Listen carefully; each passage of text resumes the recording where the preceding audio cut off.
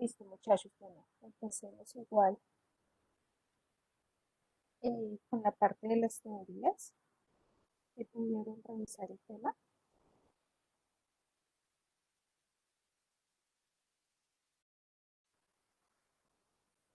Bueno, autores hay muchos. La idea básicamente era que pudiéramos revisar tres: el desarrollo psicosexual, el cognitivo y el social. Antes de estos eh, autores, existe una teoría que es la conductual, ¿sí? Es importante porque esta teoría hace referencia a toda la parte comportamental en los niños y en las personas adultas. Empezaron a hacer diferentes ejercicios y a observar cómo se podía hacer una relación de la conducta con los estímulos externos, hasta qué punto los animales respondían de acuerdo a un estímulo externo. Entonces, por ejemplo, Pavlov observó los animales, le explicaba cómo el perro tenía una relación del estímulo externo, que era una campanita, con la relación que tenía al recibir la comida. Entonces, escuchaba este sonido, relacionaba con que le iban a dar la comida y generaba una respuesta fisiológica que era la salivación. Entonces, ¿cómo aparecía este círculo del condicionamiento con un estímulo externo, con una respuesta en el animal?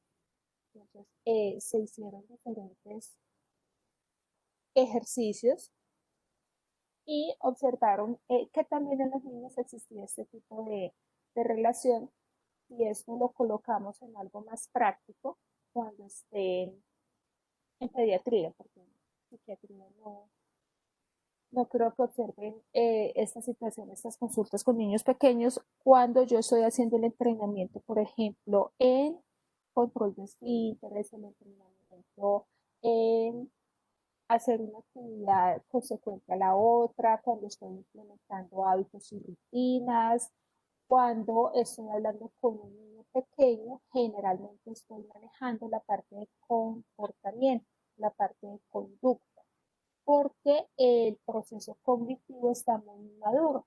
Entonces, la gran mayoría de terapias que se observan en niños pequeños es conducta, de comportamiento, basado en esta parte de teorías. Dentro de la parte psicosexual, que es todo lo que nos ha explicado Freud, él divide el proceso del desarrollo sexual en diferentes etapas. Cada etapa se relaciona con una edad y se relaciona con un punto en el cuerpo en donde se tienen las pulsiones, llamando pulsiones como toda esa parte del desarrollo que él tiene en una triada, que es el yo, ello, super yo, para poder generar esta estabilidad dentro del yo. De acuerdo a la edad, más o menos se va enfocando y se va teniendo como unas relaciones posteriores con un proceso patológico.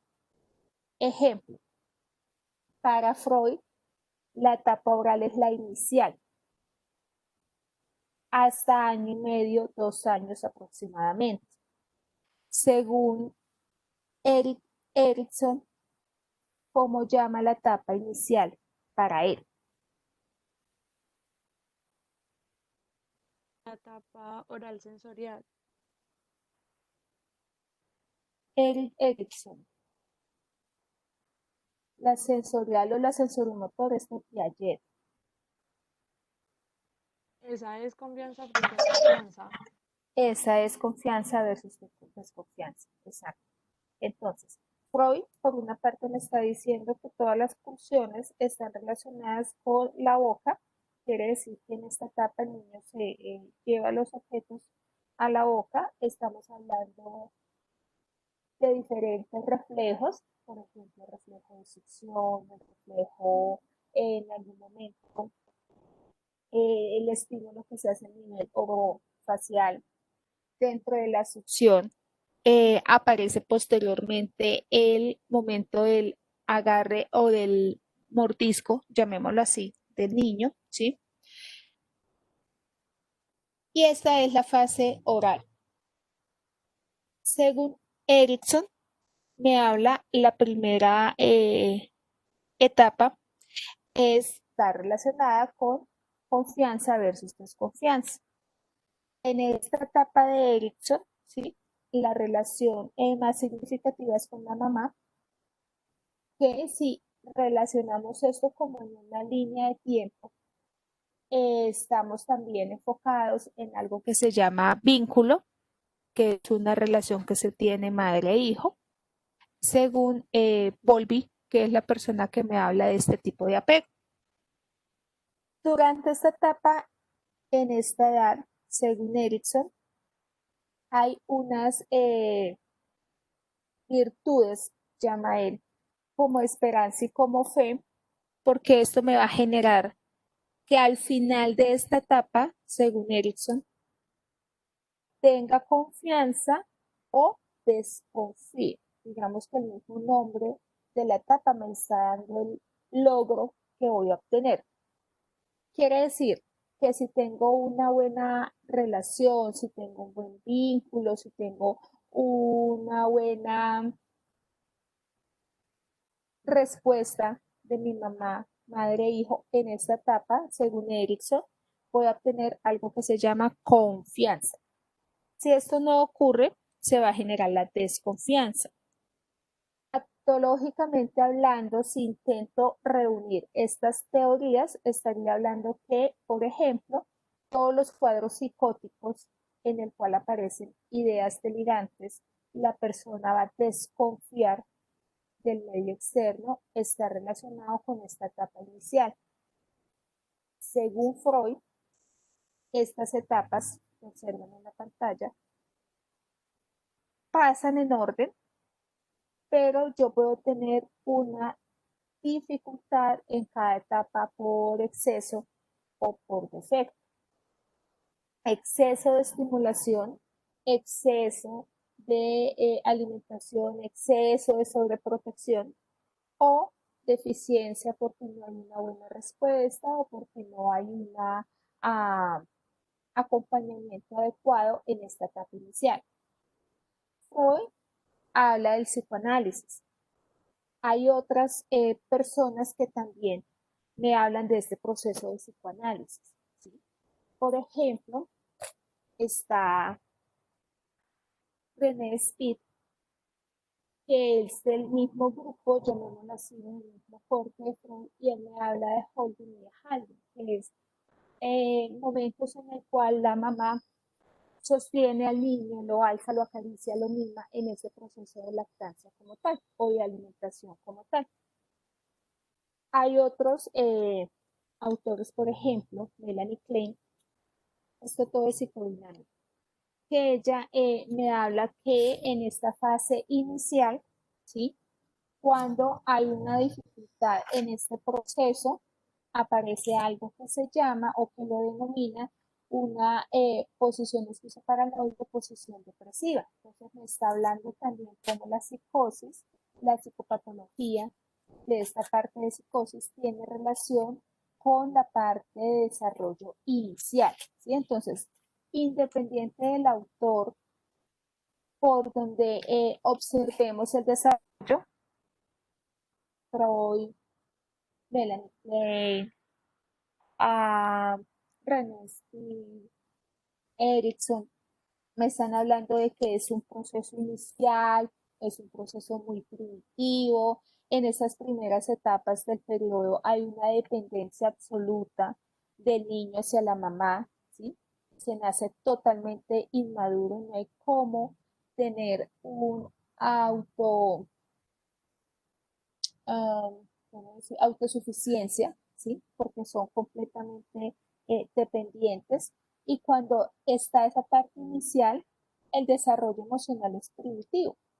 Por eso se requiere que haya un acompañamiento de una forma adecuada. Si durante esta etapa, por ejemplo, la mamá no está, fallece, sucede algo, del medio externo.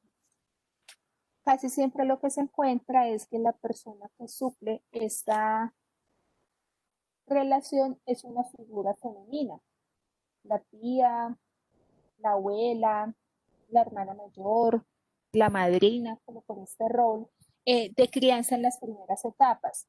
Sí lo puede suplir el papá, claro, no es género dependiente, no, pero uno generalmente observa este punto, que es de la figura femenina como tal. Dentro de esta etapa inicial, según, según Piaget, ¿sí?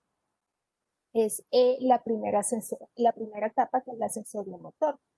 Entonces, ahí me está haciendo referencia Piaget de toda la parte de desarrollo motor, de desarrollo de motricidad fina, de motricidad gruesa,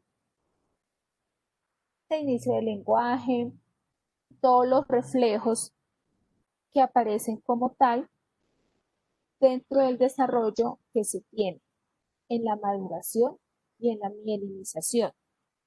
Entonces, como la mielinización inicia cefalocaudal de la parte a la externa, aquí encontramos cuando aparece el sostén cefálico, cuando aparece el agarre, cuando aparece el momento en el que hay rolados, se sienta, camina, ¿sí? Entonces, en el momento en que el niño va avanzando en su desarrollo motor, también encontramos opciones y posibilidades de exploración, de gateo, de coger las cosas, de estar más familiarizado con el medio externo y de pronto escuchan que la mamá dice es que todo se lo lleva a la boca o todo lo que quiere meterse a la boca.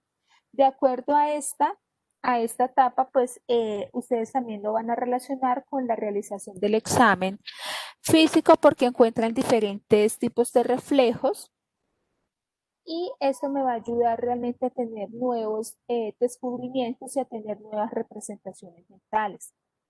La edad de los 2 años aproximadamente es la edad en la que el niño entiende el no. Entonces, relacionen esta edad en la que el niño ya camina, ya gatea, se lleva toda la boca, está explorando y adicionalmente entiende el no, aparece el no. Entonces, todo es que no, si algo no, vámonos a bañar no, quiere algo no, y aparece otra situación a nivel de síntomas que son las pataletas. Entonces, el niño está entendiendo que tiene algo que puede decir sí o puede decir no y se opone a esta situación, pero este momento de pataletas es algo adecuado y relacionado con su edad, porque en este proceso cognitivo de entender el no. Posteriormente, hay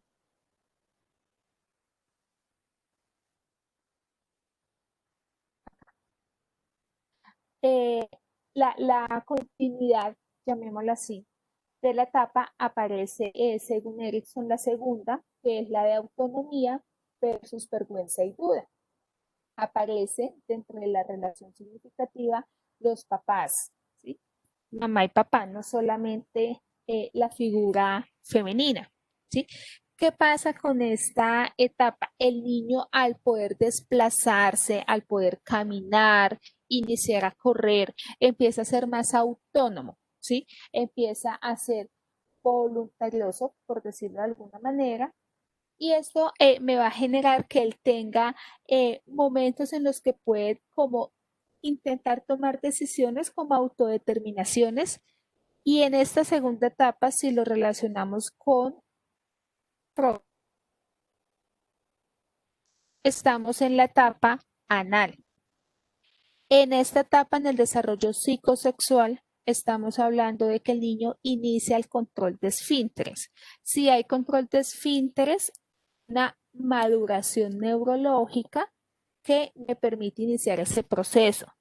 Quiere decir que un niño tan pequeño, a los 6 meses, 9 meses, con control de esfínter, ¿sí?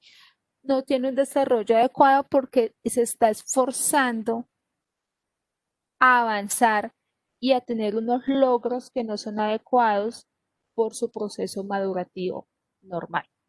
Entonces, en esta segunda etapa, la etapa anal, es donde el niño empieza a retener o a expulsar la materia fecal, ¿sí? Según Freud, desde el punto de vista psicodinámico, me está explicando o me está diciendo que el niño, de alguna manera opositora o desafiante a las figuras de mamá y papá, retiene sus heces y no hace una deposición o hace deposición en sitios inadecuados, que no es el baño, ¿sí? O tiene la expulsión de su materia fecal como una manera, entre comillas, de regalo a sus papás porque va a satisfacer y va a generar una alegría de alguna manera en un campo psíquico al entregar, digamos, ese regalo como entre comillas, cuando les explico que son sus heces. En este control de anal, de controlar el dar o no dar, el hacer deposición o no, si lo vemos en esta etapa de Erickson, es donde aparece el logro como control del esfínter, ya es un niño grande, no utiliza pañal, va al baño solo, avisa, o sea, es autónomo. Y si no, pues va a generar una vergüenza, porque se hizo poco en la ropa, porque no avisó, porque está en el colegio, porque los amiguitos se pueden burlar, porque empieza un olor feo. Y en este punto, psicológicamente relacionando con una patología, ¿sí? Entraría uno a pensar desde el punto de vista psicodinámico de fijación en la etapa anal en diferentes patologías, por ejemplo, el trastorno obsesivo compulsivo. Esto es algo muy psicodinámico, ¿listo? Porque aquí les estoy intentando relacionar diferentes teorías para no verlas cada una por aparte, porque si no se relacionan, no se entienden, digamos, fácilmente. En la etapa de Piaget es un poco más extensa. Si nos fijamos, aquí tenemos más o menos etapas de 3, 4 años. En la parte de Erickson son más etapas, más cosas. Y aquí son 4 etapas, no, no es más. Entonces, la preoperacional, ¿sí? Tiene su corte a los 7 años. Estos 7 años sí son importantes para muchas cosas. Entonces, de 2 a 7 años, en el mismo momento en que estamos hablando de autonomía versus vergüenza duda según Erickson, estamos hablando de fase anal según Freud, estamos hablando de preoperacional según Piaget. Preoperacional porque las dos siguientes son operacionales. Entonces, ese es su nombre, preoperacional. ¿Qué pasa o qué ocurre en esta etapa según Piaget, que es la preoperacional? Aparecen características simbólicas, ¿sí? De objetos como tal, juegos simbólicos. Si es una disfraz, digamos ahorita en Halloween, el hecho de tener ese disfraz es una representación simbólica casi que real. Si yo observo una persona disfrazada de Cenicienta, no es Cenicienta en disfraz, es Cenicienta real. Si el niño ve a un superhéroe, realmente es ese, porque es el mismo de la tele, es el mismo de la revista y es el mismo que conoce en ese momento, ¿sí? Su parte del lenguaje es mejor, es más grande y aparecen los amigos imaginarios, que me permite tener ese contacto con el mundo exterior a través de juegos simbólicos, a través del lenguaje, aparecen comentarios como que si se porta mal viene el loco y se lo lleva en el costal, que si no le hace caso el doctor le va a poner la inyección, que si ah, no me hace caso me voy de la casa. Entonces, todos estos comentarios realmente para el niño son reales, porque es en una etapa en la que el simbolismo juega un papel muy importante. Entonces, lastimosamente el adulto no logra percatarse de que estos comentarios, cuando los dice para el niño en esta edad, es así y eso es así. Si la profesora le dice que eh, el mico es un animal, el mono es un animal y son animales diferentes, el mico es uno, el mono es otro, es así, porque la profesora lo dijo, ¿sí? Entonces es totalmente simbólico esta situación en la parte preoperacional. ¿Listo? Pasamos, según Freud, a la etapa fálica. El desarrollo psicosexual es donde el niño empieza a entender que es niño y no niña, que se están en una fiesta y dicen una fila de niñas, una fila de niños, yo sé en qué fila me hago, que si dice baño de niñas, yo sé a cuál me meto, que si preguntan quién es niña o quién es niño, yo me identifico como niño o como niña, ¿sí? Y hay momentos en los cuales puede ocurrir una especie de curiosidad por sus genitales, entonces observan que los niños tienen pene, que las niñas no tienen pene, y eso me puede aparecer o puede generar posteriormente, no sé si le llegan a encontrar algo que es lo del complejo de Edipo y el complejo de Electra, porque la niña se portó mal o no le hizo caso a sus papás y ese pene que tenía se lo quitaron o se lo cortaron. Entonces es una situación de castración que genera una ansiedad porque lo tenía, pero lo perdí, ¿sí? En un proceso psicodinámico según la teoría de Freud, que es más o menos hasta los 6 años. Aquí tenemos 7, pero piensen que es más o menos ese cajoncito en esa relación, porque estamos hablando de que es muy simbólico, ¿listo? Que es realmente la situación que pasa, lo que ocurre en ese momento. Como hay este pensamiento simbólico, la que está en azul cielo, hay otro proceso que es irreversible, ¿sí? O sea, es así, eso no se puede devolver, eso es de esta manera. Y toda la parte de egocentrismo como tal, que si ustedes observan un juego en un niño pequeño, los niños pequeños juegan inicialmente solos, son egocéntricos. En un jardín yo juego sola, el otro juega solo, todos jugamos solos.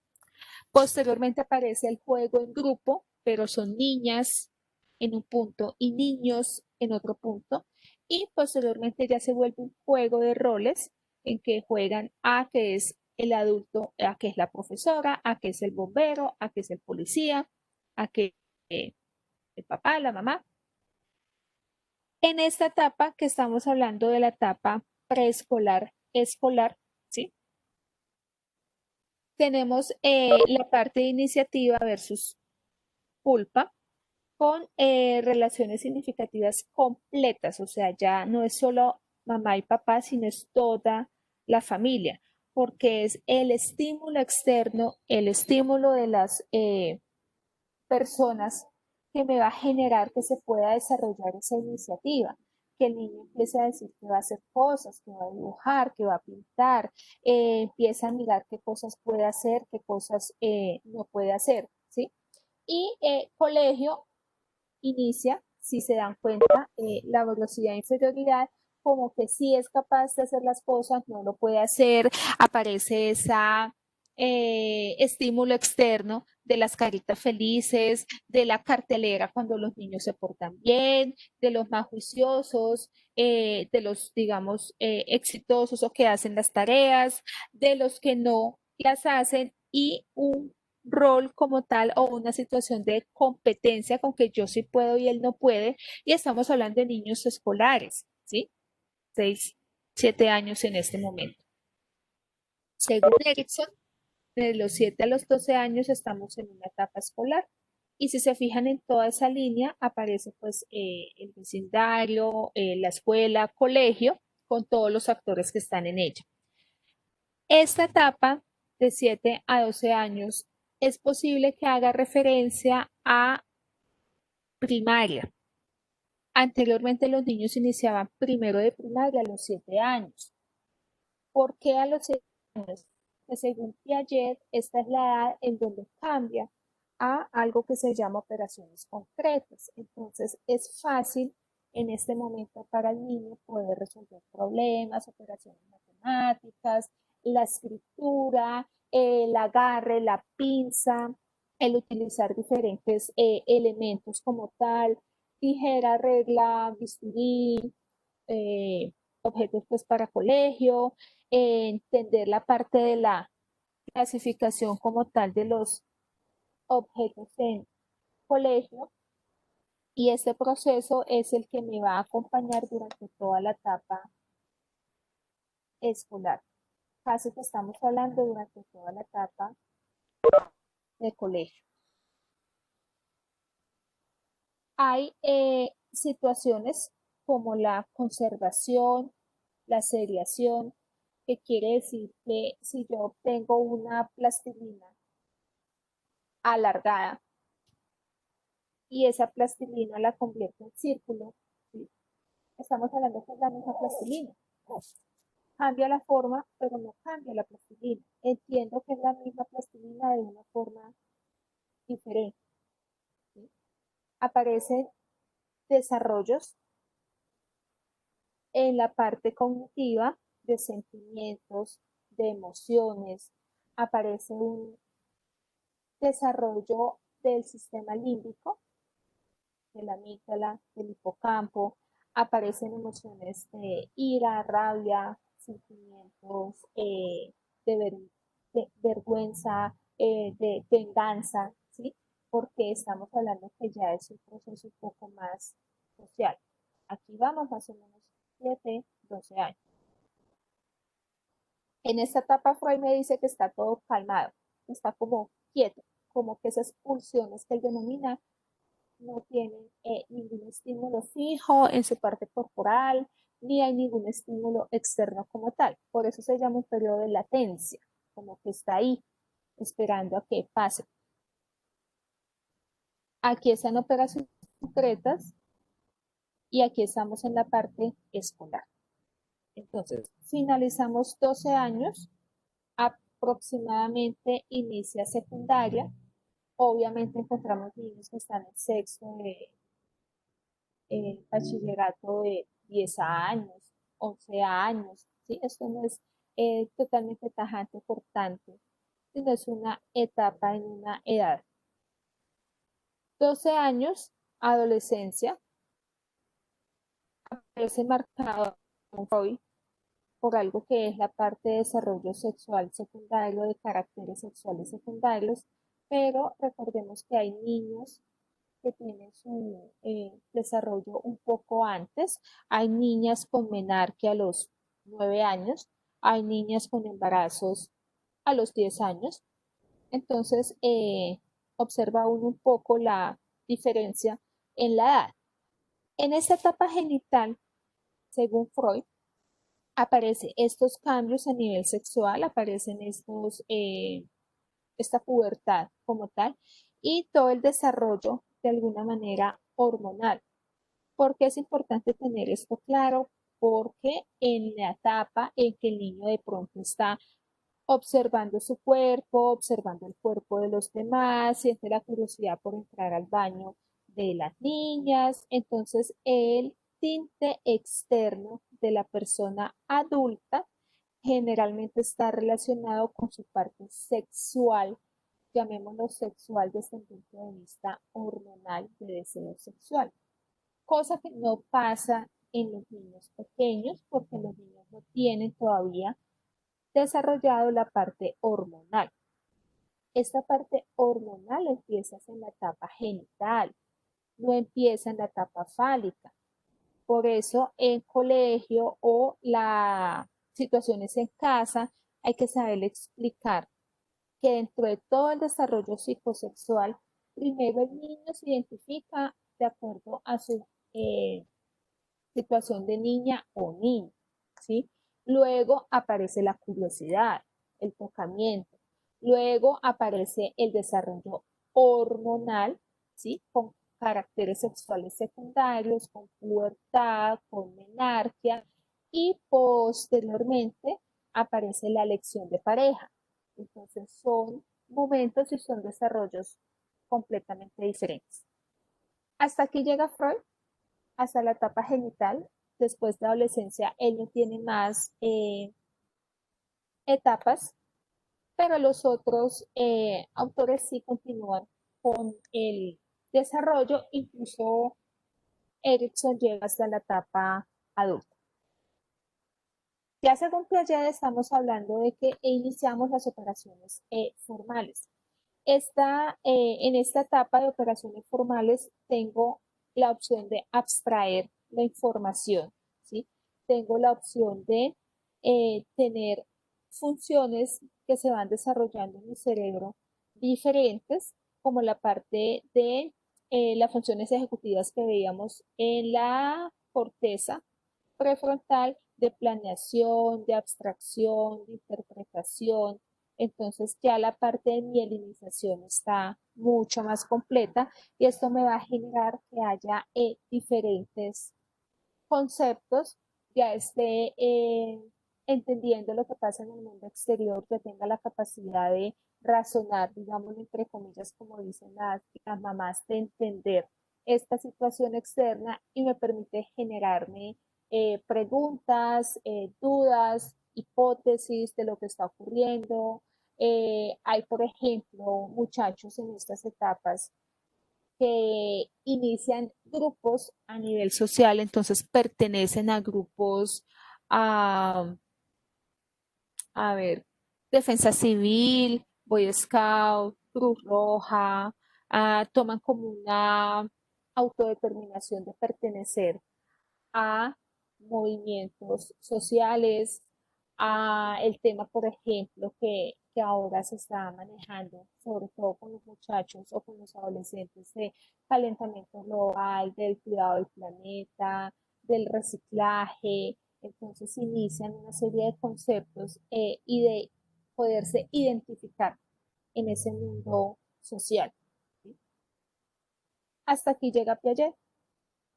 Él no continúa con más etapas como tal. Entonces, si observamos Piaget a grandes rasgos, porque la idea es que tengan un concepto general, simplemente es la etapa de desarrollo sensoriomotor, de la desarrollo psicomotor, de los reflejos. Posteriormente, la parte simbólica, o sea, es así, el símbolo es así y lo que me digan es así. Luego pasa a una parte concreta y luego abstrae la información que es ya más formal. Momento de corte, 7 años. ¿Listo? Es importante esto porque aquí nos pasamos para realizar el examen mental de los niños. ¿Sí? Yo no voy a obtener la misma respuesta de un niño de 3 años y de un niño de 7. Yo no voy a obtener el mismo examen mental de un niño de 7 a un muchacho de 14 porque están en unas etapas diferentes. Yo tengo un muchacho de 14 en un pensamiento formal, lógico, coherente, abstrae la información, coherente, organizado, ¿sí? El niño de 7 todavía está en una etapa de transición, llamémoslo así, que su pensamiento es concreto. Pero es importante porque en esta aparece el concepto de muerte. Entonces, entiende muerte como fallecimiento, finalización, punto final de el concepto de vida. Entonces, esto es importante tenerlo porque cuando miren el tema de conducta suicida, de conducta de autolesiones, se van a dar cuenta en qué momento yo digo, el niño tiene un alto riesgo porque es que le entiende, ¿sí? No son como los niños de 2, 3 años que alguien fallece y está dormido, o se fue de paseo, o se va a despertar, porque el concepto de muerte en un niño de 2 años es reversible. Se acostó y se va a levantar, se fue de viaje y va a volver. Ya en un niño de 7 o 8 años el concepto de muerte es claro, como el del adulto. Otro punto importante para evaluar con este concepto de muerte es el proceso de duelo, porque si yo tengo 2 años y fallece mi papá y yo todavía por mi maduración y por mi pensamiento, según Piaget, no sé o no entiendo, no es que no entienda que no quiere entender, ¿sí? Sino que está en una etapa diferente, entonces esto va a permitir que posiblemente cuando yo crezca, tenga 7, 8, como que me dé cuenta realmente que mi papá no está, como que se murió. Entonces puede aparecer nuevamente situaciones o síntomas relacionados con duelo, a pesar de que el papá se murió hace 5 años o hace 6 años, pero en esa época el niño estaba en operaciones, en preoperacional y ya empieza a pasar a operaciones concretas. Entonces es importante también eh, saber esta situación porque aparecen síntomas, digamos, posteriormente con proceso de duelo. Entonces la mamá me dice, pero es que yo lo llevé al psicólogo y a él le hicieron terapia y él entendió. Sí, entendió lo que debe entender un niño de 4 años. Ahorita estamos ante un niño de 8 años. Ahí sería también Piaget. Erickson me continúa. Erickson en la parte psicosocial me dice, ok, ya estamos en escolar, ya iniciamos bachillerato, con bachillerato adolescencia, con adolescencia continúan mis etapas. Aproximadamente, si ustedes ven, hacen el corte de 18 años, 20 años, porque ahí empieza una parte de identidad. En la parte de relaciones significativas, observen que tenemos los grupos, tenemos los roles, tenemos la lealtad. Yo soy fiel a mi amigo o a mi grupo de amigos, a mi parte social, ¿sí? La familia ya tuvo todo su proceso en las etapas anteriores, fortaleciendo ese concepto, pero ahora es el grupo el que empieza a ser un modelo. Es importante que cuando los muchachos empiezan a identificarse, ¿sí? A saber quién soy yo, quién es Juan, quién es Sofía, cuál es el objetivo, que me gusta, que no me gusta, esta etapa, ¿sí? Como tal de adolescencia, trae diferentes conflictos o diferentes roces en el colegio, en la casa y con los amigos. Quiere decir que yo tengo problemas en mi casa porque no me entienden, tengo problemas en el colegio porque todos están en contra mío, pero con mis amigos yo estoy bien. Quiere decir que yo tengo como una capa en la adolescencia de superpoderes en donde a mí no me va a pasar lo que le pasan a los demás. Puedo tener situaciones de riesgo, situaciones en las cuales genere alguna preocupación en casa. Casi siempre papás están preocupados por cosas grandes que los muchachos saben y entienden, ¿sí? Entonces, uno habla con ellos y dicen, sí, yo sé que está preocupado por que quede en embarazo, por un accidente de tránsito, porque consuma, porque meta drogas, pero a mí no me va a pasar nada. O sea, yo no voy a quedar así. Yo puedo tomar, pero yo no me voy a accidentar. Yo puedo tener relaciones sin protección, pero yo no voy a quedar en embarazo. Entonces, entiende el concepto, sabe el riesgo, comprende lo que sus papás tienen miedo, pero a mí no me va a pasar. ¿Sí? Entonces, es ese momento en el que yo digo, yo puedo hacerlo y no me va a suceder, o tengo el apoyo de alguna manera de mi grupo de pares, porque mis papás no y el colegio tampoco.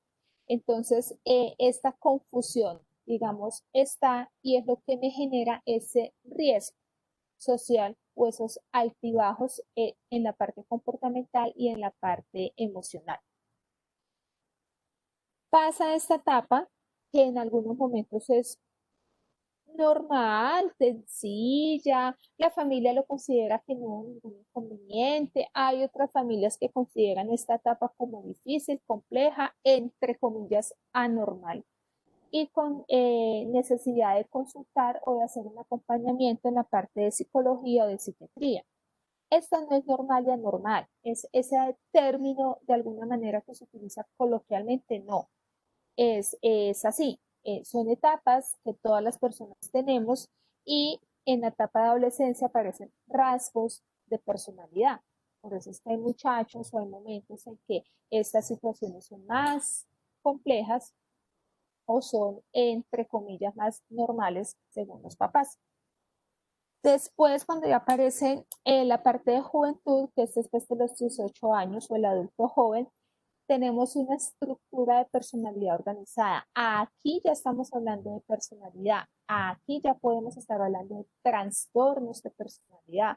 Aquí ya es un corte muy importante, no solamente porque es un adulto responsable en la parte legal, sino porque en su proceso es diferente, se espera que a los 18 años la mayoría de muchachos estén estudiando en una tecnología, en una universidad, estén trabajando. Pocos muchachos de 18 años uno no esté todavía en el colegio, en décimo o en once. De pronto evalúa un caso muy puntual si sucedió algo específico con él o en la familia, pero la gran mayoría en este momento ya están en una etapa distinta, ¿sí? Si observan, vea que habla de colegas, no habla de amigos, no habla de, perdón, no habla de pares, sino de colegas o porque están en su parte de trabajo o de amigos, pues porque ya es un proceso evolutivo mucho mayor. ¿Qué puede aparecer en esta etapa? La parte de intimidad, teniéndolo relacionado como en la parte de relaciones interpersonales, relaciones de pareja o aislamiento como tal. Entonces, esta sexta, ya es esta sexta etapa, ¿sí? Es la que me ayuda a tener esa parte, ese rol durante todo su carrera universitaria, los compromisos que adquiere con otras personas, si tienen logro o no, y es de varios años. O sea, aquí estamos hablando de 20 años, ¿sí? No, no es como las anteriores que eran 2, 3 años, sino estamos hablando de 20 años, 30 años, 40 años. Durante estas etapas, pues aparece la conformación de la familia, si es la decisión, tener hijos o no, el,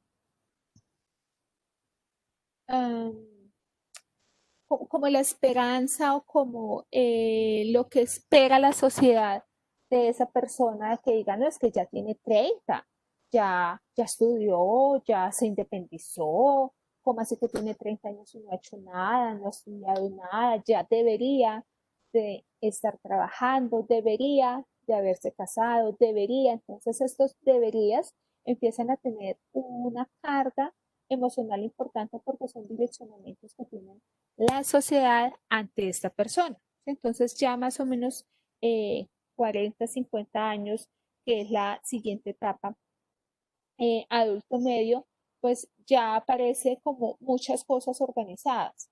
Su trabajo, su cuidado, su familia, su hogar, su decisión de hijos o no. Es posible que llegue el momento en que diga, no, pues yo sí quiero tener hijos, pero físicamente, fisiológicamente es un poco más complejo. Aparece, no sé si han escuchado una o leyeron una que es como la crisis de la mitad de la vida, en donde yo ya hice esto, yo pensaba hacer esto, me falta aquello y voy en la mitad. O económicamente estoy estable, tengo momentos en los que hay contextos y hay vivencias sin que me lleguen a afectar tanto o que me afecten mucho. Ejemplo, el nacimiento de nietos, nicho vacío, el hijo que siempre ha estado en la casa y de pronto se va, o que llegan las nuevas parejas a la casa, o hijos que se fueron en algún momento y tuvieron dificultades en sus relaciones y regresan a la casa. Entonces, el concepto de familia en esto es muy amplio, ¿sí? En esta etapa como tal.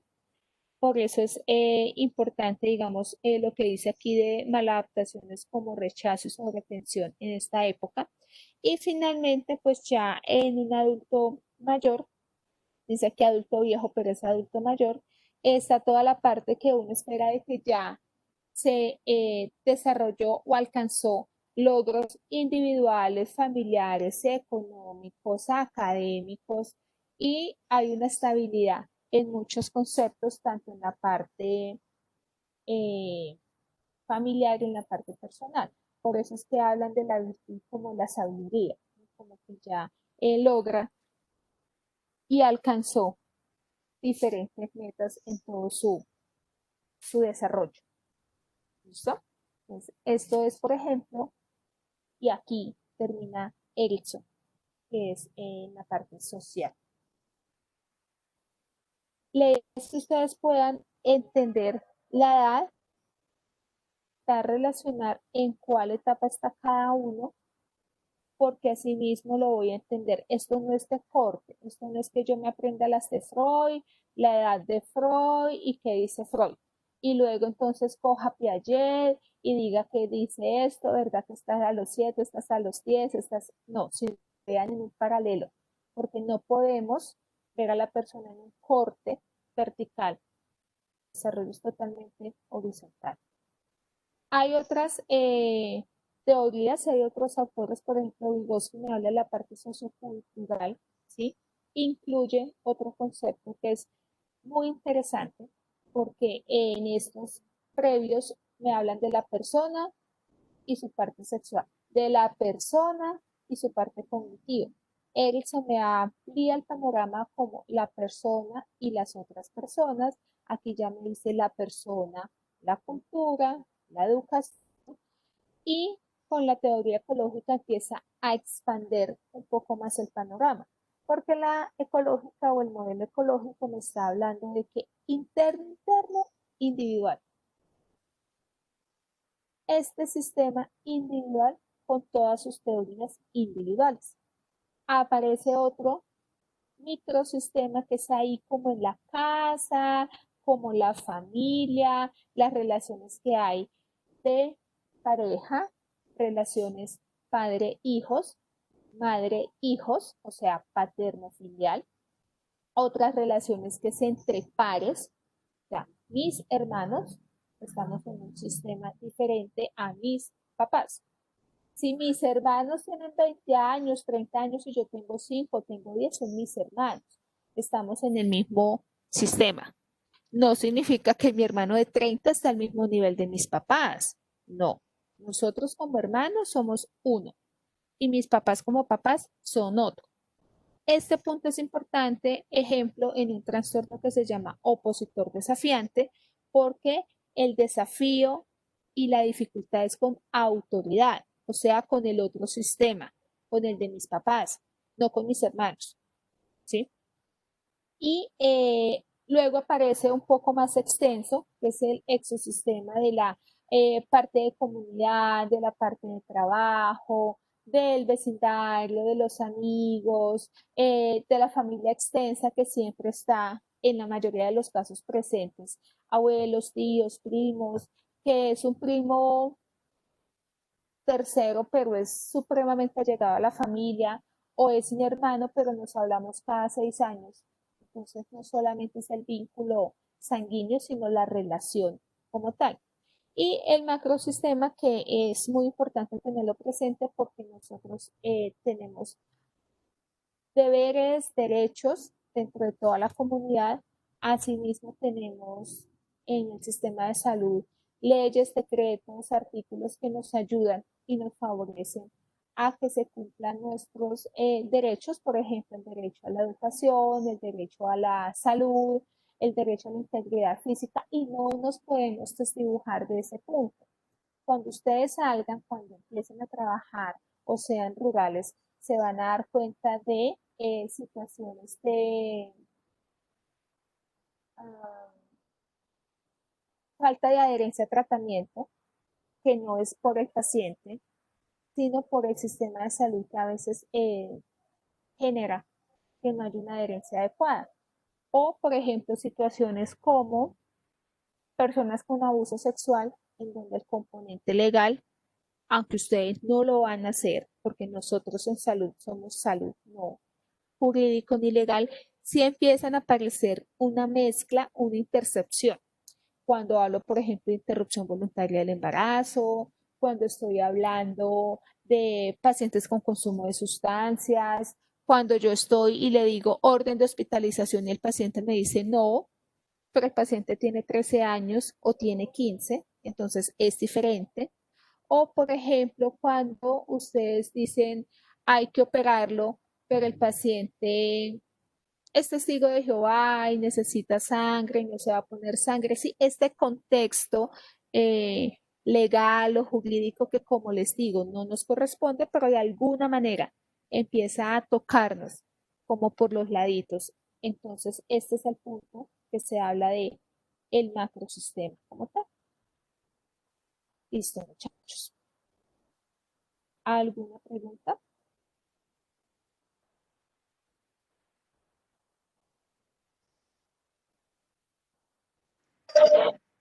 No, doctora. Ok. Entonces, con esto finalizaríamos la parte de desarrollo. Nos queríamos el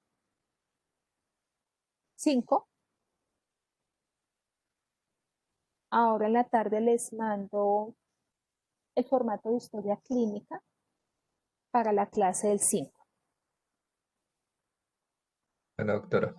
Bueno, chao, Bueno, muchachos. doctora. Doctora, gracias. Muchas gracias. Gracias, doctora. Hasta luego. Gracias, doctor. Gracias, doctor.